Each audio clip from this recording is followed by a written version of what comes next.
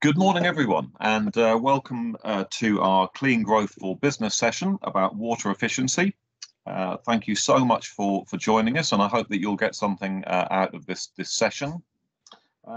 This event is being recorded, and it will be available on our YouTube channel and also via the website just within a few hours of the meeting finishing. So you can go back and see it there, but also I encourage you to obviously share on social media the links to that so that other people can watch it. So without further ado, I would like to hand over to our speaker, Tom Abel. Over to you, Tom. Thanks, Richard. Afternoon all.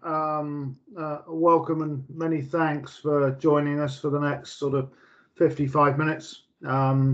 To speak a bit about water efficiency and where that plays into the whole environmental piece, and just really give you a bit of an insight from our water business supplying customers, but also from the perspective of what we've done internally as a company, trying to improve things around water efficiency, but also wider around things like net zero and carbon footprint reporting and things like that. So going to touch on a few areas. I'm going to share some slides just in terms of a few sort of points of protocol, I guess. If anybody has any questions, probably just if you could put them in the chat, and I could either address them at that point or we could park them to the end, just depending if it's something I've got coming later in the presentation. Richard, if I could just ask, sometimes when you're presenting on Teams, you can't always see the questions as they pop up. So if something comes and I've missed it, just please jump in and shout. Yeah. Okay, perfect. So thanks. So my name's Tom Abel. I head up our SME division at Business Stream. And that's basically our small business division. I'll go on and speak a little bit about Business Stream in a minute. I'm going to cover sort of broadly two topics over the next 30 or so minutes, and then give us time for questions if there are any. One is around water efficiency and what businesses can do to help reduce their usage, their cost, their footprint, and all of those pieces. So I'm going to speak about that piece first, which is very relevant and hopefully some practical applications and advice there. And then, as I said earlier, I'm going to speak a bit wider about sort of net zero and our approach as a business and what we're doing in that space, and a few war stories, to be honest. Everybody is trying to do what they can, and we're not all getting it right, and we're all not doing as much as we can. So sort of a bit warts and all on a few things there. So let me speak a little bit about Business Stream, just to give you a bit of context about what we do. So those of you that don't know who we are, so we're one of the largest water retailers in the UK market. For those of you, if you don't know, the non-household part of the market was deregulated in England in 2017.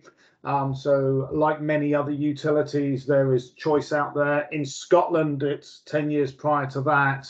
Our heritage is one of a Scottish business, but about 70 to 80% of our customers are in England. So we have grown a lot over that time, and we service a huge amount of businesses in England. In fact, about 250,000 businesses. The large majority of that, over 95%, are small businesses. They're cafes, they're pubs, they're hairdressers, they're dental surgeries. But at the other end of the scale, we do serve a lot of larger businesses as well. So there are learnings you take from some of those larger businesses that actually we help with some of our smaller business. And I'll give you an example there would be a large chain or a large retail chain. Fundamentally, they may have 1,000 premises and be a large corporate organization, but every single high street store is operating in isolation as one small business. And some of the work and advice we do with those is equally applicable to some of the stuff we do with small businesses as well. As an organization, we're super passionate about the environment. We really are. I mean, I jest, but even all of our brand colors, even all of our logos, our values that are on the wall in our office, they're all around environmental.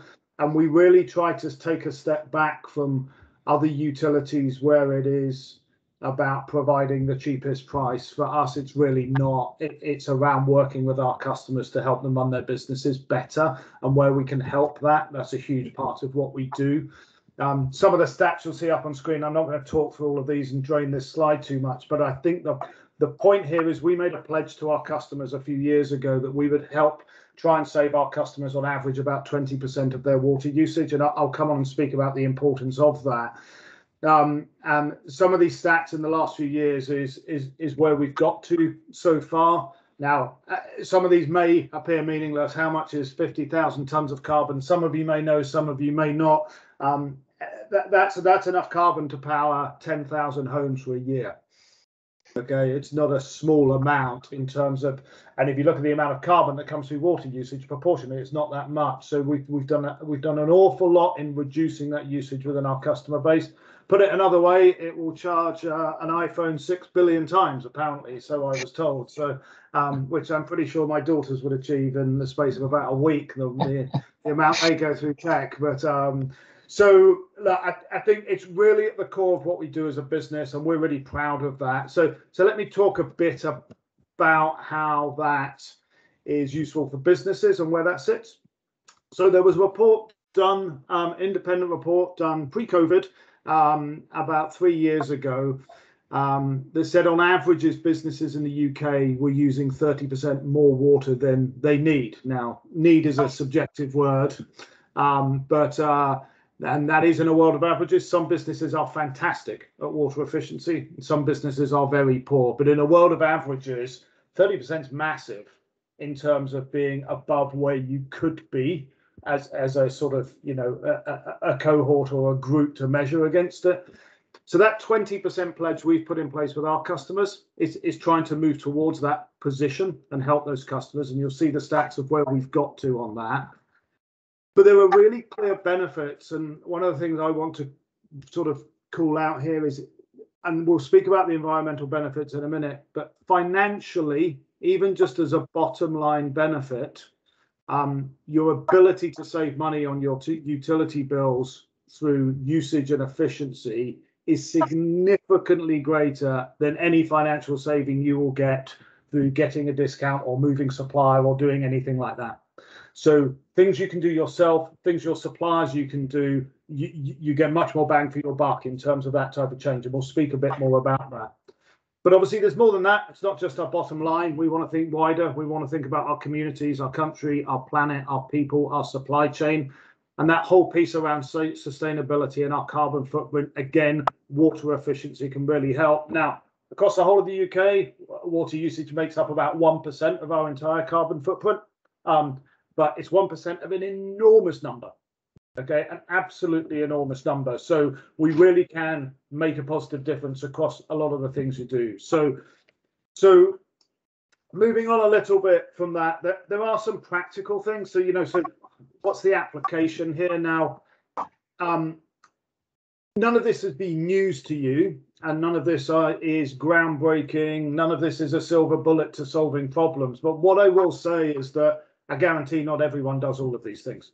And there's always ways in which we can improve. And I genuinely, when you get to things like water efficiency, it's all about incremental improvements. It's all about making small changes and continuing to work on that. So the first thing any business really has to do, and it's the same with a lot of things when you're trying to improve things, you've got to understand and track your usage.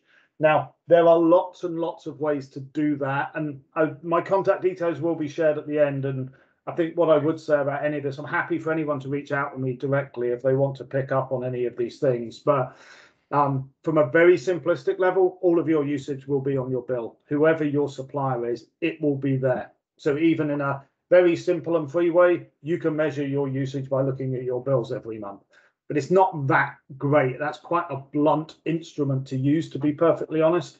There are lots of tools out there, and I'll speak about a few of them in a minute, but there are lots of tools out there that you can use to measure your water usage. And some of these cost £20, £30. These are not huge investments for a small business to make. Sure, if you look at large industrial manufacturing businesses, of course, it's different. But from a small business, medium-sized business point of view, really cost effective to do. And once you've done that, once you understand your usage and where you are, you can really then begin to identify opportunities. So there is a whole world of content available online. Again, I can share stuff with people. I'm not going to go through all of that today because there simply isn't time. But there is so much available out there in terms of things you can do. There'll be things we all know, but there'll be things that you maybe don't know and you could do to help reduce your water use. Installing things like water saving devices. Again, I mean, some of these aerator taps and things like this, it's actually incredible. They can, you know, you wouldn't even notice the difference when washing your hands, but they're using 50% less water. I mean, really, you know, if you're a hairdresser and you've got a whole load of sinks, dramatic difference for a very small investment. These little things make a big difference. The other thing which I think cuts across all the commentary around environmental, and you'll hear it at COP at the moment, you'll hear it in lots of different places, and this is all around behavior change. So, you know, I was listening to forgive me, it was one of the energy chief execs last week speaking about, and he was speaking about consumer behavior and how that's, you know, one of the biggest changes you can possibly make. So what we're trying to do with businesses, and we do it internally, but we also do it with our customers, is provide assets and information to educate and inform your staff, your customers. And that may be people coming into a cafe from the street. It may be your staff using some of your facilities internally. We have a whole toolkit piece that allows small businesses to pick that up and run with it, and even to sort of train their staff depending on the size of your business. So there's a lot we can do there, and a lot that will sort of, you know, help your business move forward. The other thing I would say about that is, don't just think about your business, think about your supply chain as well. So one of the biggest areas of reduction we've seen wider from a carbon point of view is looking into our supply chain and not just looking internally as well. And that will be true with water efficiency. We offer quite a lot of advice and support into our suppliers for that piece as well. So it's an area where we can all make quite a strong impact. Again, I'm not going to go through these, and by the way, I'm not a plumber, so I probably couldn't explain half of them. But as I said, these are just examples of things that literally are available, you know, at your local online or local retailer for, I mean, pounds, that can make a big difference. And again, happy to share information after this, and I'm not going to talk through these, but they are examples of things that are very cost effective and can in some cases offer 30, 40, 50% reduction in water use. So really practical, easy things to do. Okay, so again, happy to provide more information or examples on that. Again, resources online, you know, a bit of self-promotion on the stuff that we do, but being brutally honest, there is so much online all over the place on how you can manage your water better. We have a whole load of content that I'm happy to share with people, but as with all these things, the World Wide Web is a wonderful thing, and there is a lot out there to use. You know, a bit of research and you'll find lots of tools and tips, but we have a whole library of stuff that we can share with yourselves and with your businesses if you have that. So please do reach out if any of that is useful at all. But we saw a big difference in behavior change when we started to roll out education sessions and labeling and doing workshops and just doing sort of lunch breakout sessions at work and doing some education piece. And I'll speak about our carbon footprint in a bit, but we've seen a big reduction in usage. So I'll sort of pause there for a second because they were sort of the main top line things I wanted to speak about with water efficiency. I don't know if anyone has any questions at this point before I go on and speak a bit more around our net zero journey we've had as a business.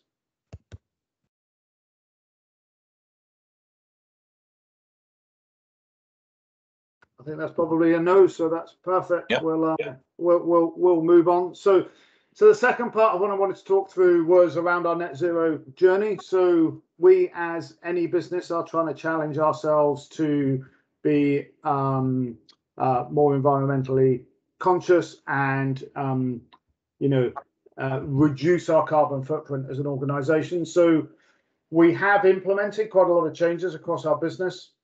We have made a really strong commitment to reduce our carbon footprint by 20% by April 22. Now that is compared to 2018. Okay, so that's a 20% reduction in 4 years. But what we've also committed to is to try and get to net zero 10 years ahead of the government's targets. So we are a Scottish-based business. The Scottish government has a 2050 net zero target. So as part of that, we are trying to get ahead of that and drive that. A lot of the work we've done around this already has seen some reductions. And I'll be honest, we've done the simple things first. You know, we've tried to go as paperless as possible. We have looked at our travel policy. We are looking at things like our fleet, but we have much more to do. So, but what I would say is we don't have a big carbon footprint as a business, right? But our customers and our supply chain is enormous. And that's where we can make, I want us to keep our house in order, and we are keeping our house in order and doing the best things that we can to do that. And, you know, spoken about a few of those things, but the 3 areas internally that we found a big difference are relatively obvious, as I said. So travel, okay.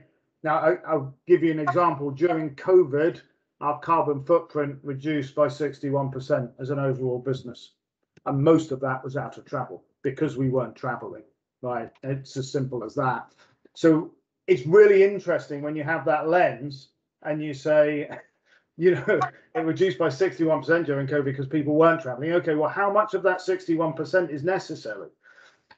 And of course, you know, I am a big believer that people still need to go out and meet people face to face. That's how we work as you know, that's how society works. But there's examples like this where we can be doing things online. We don't need to be traveling the country all the time. So it's given us a really good benchmark of how much and how big a difference things like that can make. The other piece is around office hygiene. Okay, so that could be anything from usage of taps, usage of showers, usage of kitchen things like that. There's some very, very simple and effective things you can put in place to do that. And then the other biggest part for us in terms of our businesses, carbon reduction, was our fleet. So we don't have a big fleet, but we have tens of vehicles.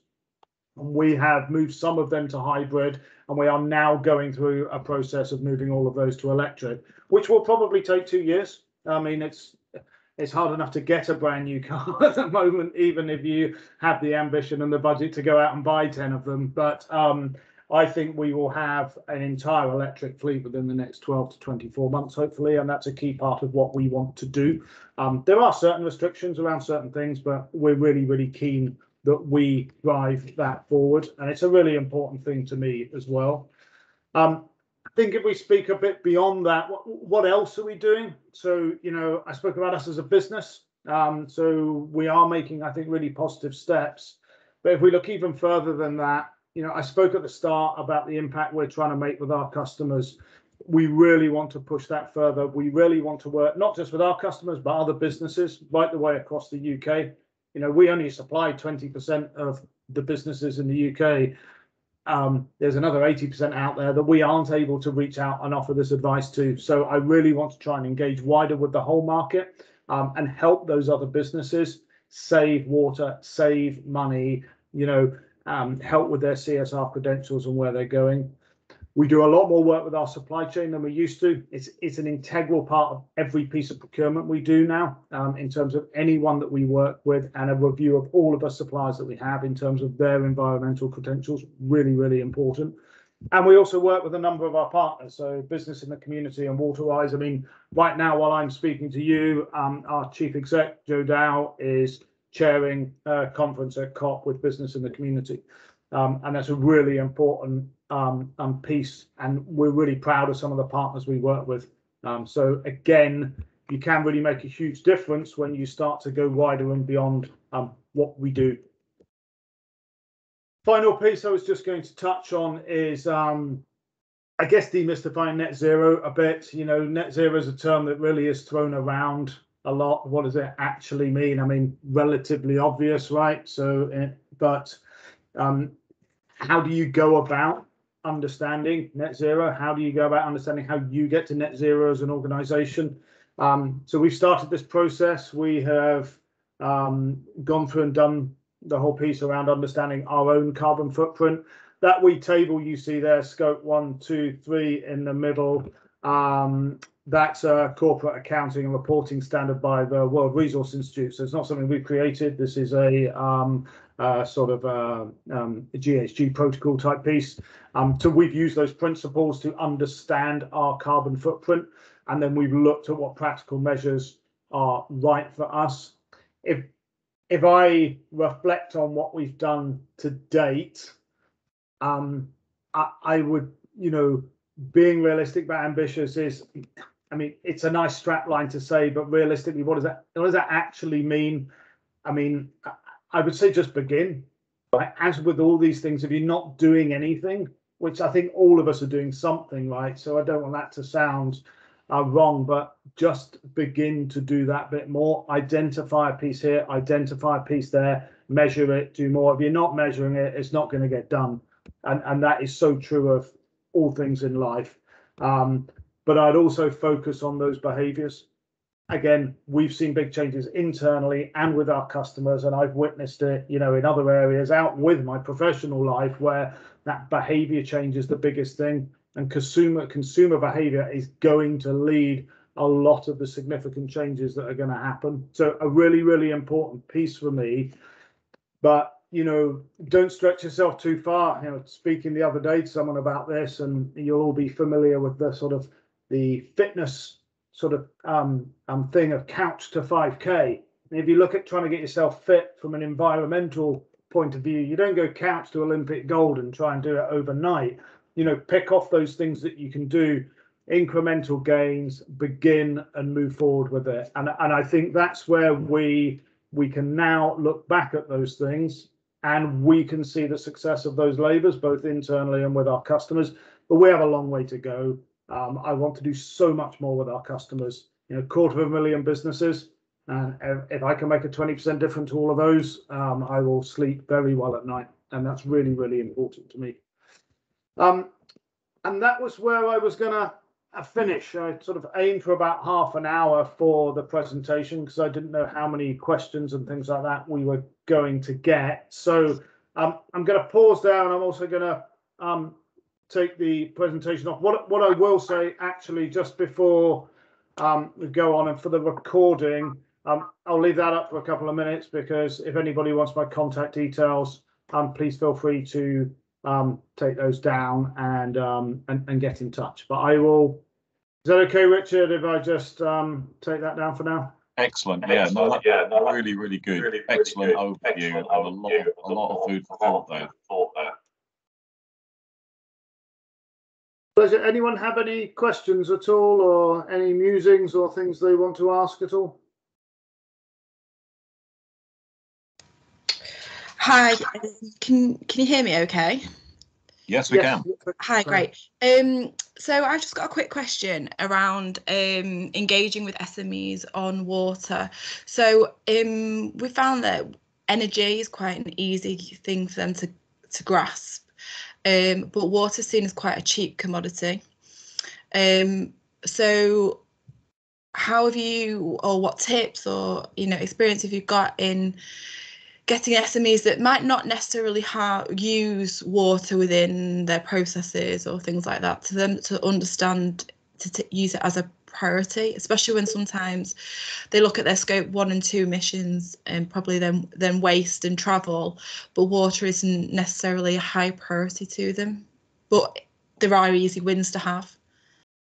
Yeah, absolutely, Claire. So that question goes wider than just the water efficiency question as well, in the fact that there is a lack of awareness of deregulation of the marketplace. If I even start there, many businesses know, but it's surprising how many still don't, even in England 4 years on, right? So I think there is an awareness that there are more people out there that can help in these things. So that's the first thing, and we really try and do as much as we can to parade that first piece. You can help, you can change, you can move things. There are people out there working with you. But I think for me, underneath that, it's, you know, on average, your water bills are about 10% of your energy bills as a business. Now, again, that's a world of averages, right? But your average small business will only spend about £1,000 a year on water charges. Okay, right.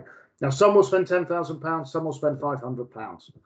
But there are some really quick and simple things that you can do to make those changes. And I think it's about getting in front of those businesses as a collective, but also showing them where those successes have come from other businesses. So we did quite a lot of work with case studies and reaching out. We did quite a lot through marketing and through digital to try and get that out to businesses. And we're trying to offer up as much free advice. I mean, all of the collateral that we have and we shared, you know, that is free for all of our business stream customers and anybody else for that matter. So it's about just trying to get into those places, doing things like this, providing more awareness. So it's not easy, Claire. I'm not, you know, it's not something that you can just tell people and they hook onto. But I think because the changes are quite easy to do, once you can engage with those businesses, they can happen quite rapidly. So there's hope from that perspective. Okay, thank you. That's a really good question, I think, about, as you say, just trying to get people to see it as a priority, something that you know, it's just not, it's not featuring in their kind of top 5 things. So that was a very, very good question, I think. Yeah, agreed. And I think the other pieces we're seeing a lot, it depends which parts of the country, but certainly southeast of England with droughts and things like this, you know, there is that responsibility element to it as well. Businesses will start getting impacted if we have a hot summer and a high drought and usage starts to get restricted. So these are other elements that timing can play into, almost forcing people's hand to look at this as well. And you were saying about you've got presumably on digital, you've got videos and case studies that people can go to.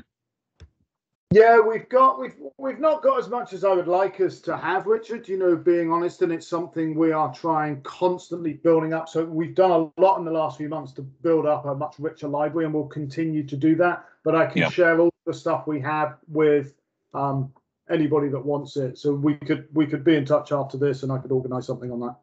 Great. No, that's something that we'd be very happy to share on your behalf, certainly on our social media channels. Yeah. Okay, perfect. Does anyone else have any questions at all?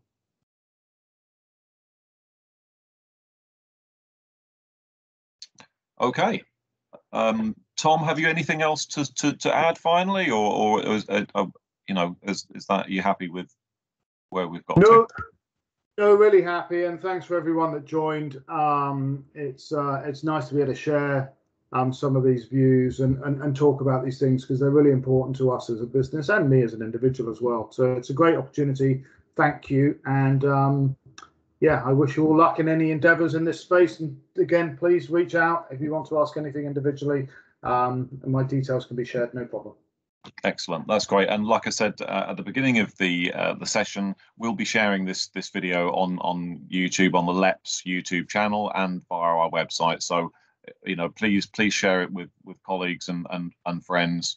I think it's very important just to get the message out to people, not just businesses, just to anybody, because obviously businesses are run by people, and as you say, it's making it a priority for people, and you know, and getting them to see the benefits as well. Yeah, 100%. So thank you so much for everyone for joining, and we'll leave it there. Thanks very much. Okay, thank you all. Cheers, thanks very much. Bye. Bye.